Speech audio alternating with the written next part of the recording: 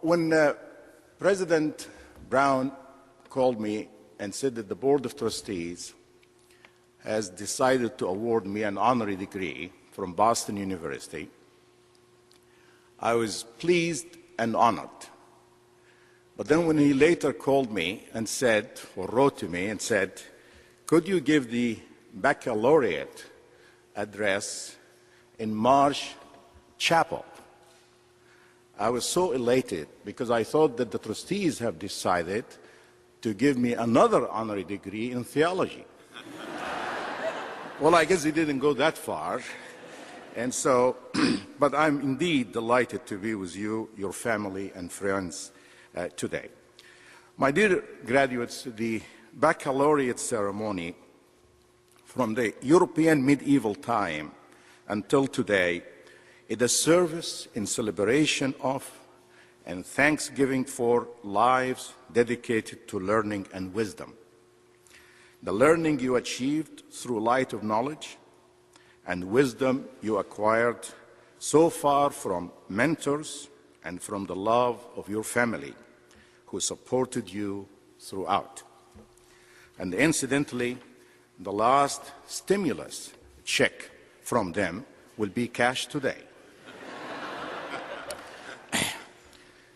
As soon to be fellow laureate of this world-class university in a few hours, and perhaps more importantly as a parent who has witnessed the joy of college graduation, I would like to share with you some personal experiences in the hope that you may see why you are fortunate to reach this milestone and what you can do with your fortunate to forge a new future. In this century, you are witnessing revolutions of knowledge, and my message is simple. Always be guided by the light of knowledge to shape the future of yourself, of your country, and of the world at large. When I came to the United States in 1969, I was not dreaming of a Nobel Prize, nor I was dreaming of acquiring a Bill Gates fortune. Armed with the very good education I received in Egypt, I was simply on a voyage of quest for knowledge, that of a PhD research in a reputable institution in this land of opportunity. America was a magnet to many of my generation because of its leadership in science and technology and its unique democratic values. The historic landing of Neil Armstrong on the moon in 1969 was enough to demonstrate America's outlook on the new frontiers of revolutionary knowledge. People often ask me, how does one get a Nobel Prize? And what is the secret to success? Sadly, they never asked this question before I received the Nobel Prize. I believe it was the passion for science that supplied the energy, and it was the optimism that made the almost impossible possible. My dear graduates, success comes to the prepared mind. Success is not like rain that falls from the sky equally upon everybody. Success is what you reap when you sow with passion and optimism. Times have changed. The world is more complex, and the America of today is not the one I came to in the 1960s. We now in the so-called global age, threatened by chemical, biological, and nuclear disasters, and the United States is facing real challenges.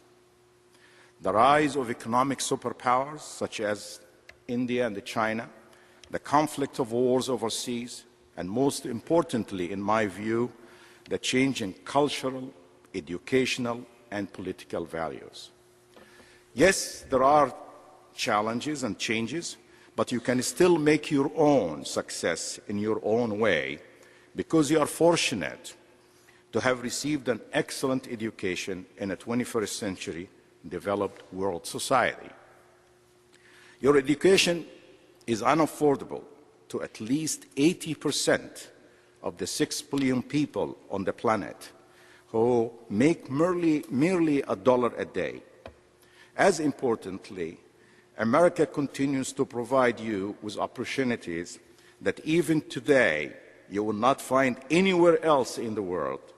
And here you are free to speak and worship as you please. And you can sleep at night without fear of the government or the police.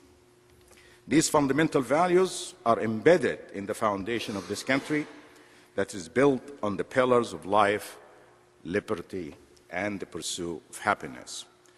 Do not listen to pessimists. Rather, forge ahead to contribute in whatever career you are passionate about, in business, government, law, art, or science. I do not know the future of business or politics, but I know the future of science. Your generation and the ones after you will continue to seek basic understanding of nature and make the exciting discoveries that lie ahead. From the deciphering of the most fundamental constituents of matter, to the reach of the cosmos boundaries, and to the uncovering of our origin and the miracle of life. But there is more.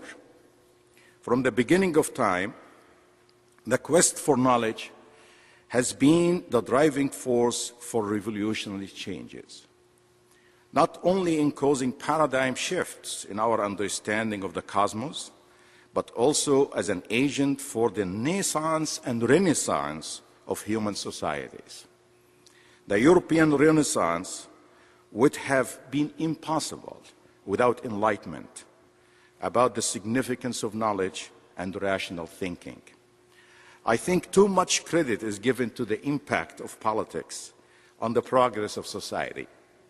In fact, without scientific knowledge, there is no development, and politicians would not be able to promise prosperity. Just think of what would our world be like without electricity, penicillin, and the airplane. From the agriculture and the industrial revolution to today's genomics and IT revolutions, knowledge is at center stage for societal development. Even in politics, knowledge is becoming essential, and the use of your generation elsewhere in the world is now harnessing knowledge of technology to do what those of my generation thought impossible: to acquire liberty from totalitarian regimes. You are aware, no doubt, of the People's Revolution sweeping the Middle East as I speak. I witnessed in real time the Egyptian uprising that began on January 25th of this year and remarkably led to the removal of Mr. Mubarak in only 18 days. I saw university students in the hundreds of thousands and then in the millions marching to Tahrir Square in Cairo. The name of the square means liberty, and that is precisely what the youth wanted from a 30-year-old regime. They demonstrated peacefully, with impeccable organization skills and in unison.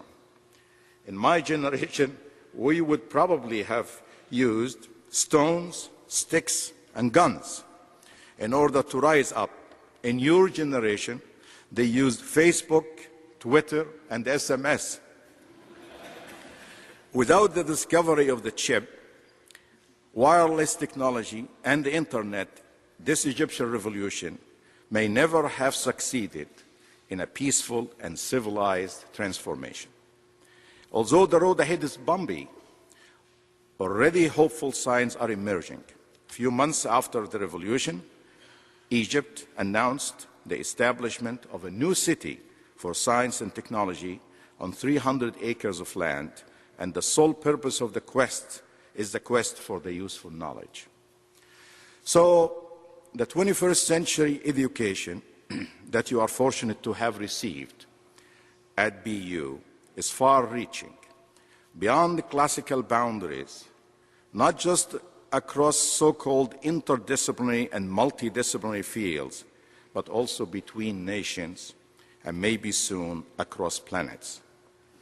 Perhaps the best words to describe the value of education and the knowledge are those of Thomas Jefferson in 1782, writing in his notes on Virginia. And I quote, "The general objects of a bill to diffuse knowledge more generally through the mass of the people are to provide education adapted to the years, to the capacity, and to the condition of everyone, and directed to their freedom and happiness." Remarkably, Jefferson, more than 2 centuries ago, saw the virtue of education on the individual and the global levels. My dear graduates, this is just the beginning of a long voyage in your walks of life. And this is a new life here. In this journey, invest your knowledge fortune wisely and forge the place and time into an opportunity. Have a dream, as did one of the most renowned alumni of BU, Dr. Martin Luther King Jr., and work hard for your dream. Without hard work, we are not entitled to a good life. And without compassion, we will not attain the good life in a world majority population of have-nots. The investment of your family and your country in you is for a good reason. You need a good education to lead a fuller, richer life. The country needs you to build its future, and the world will be a better place when knowledge replaces ignorance. Thank you very much, and congratulations.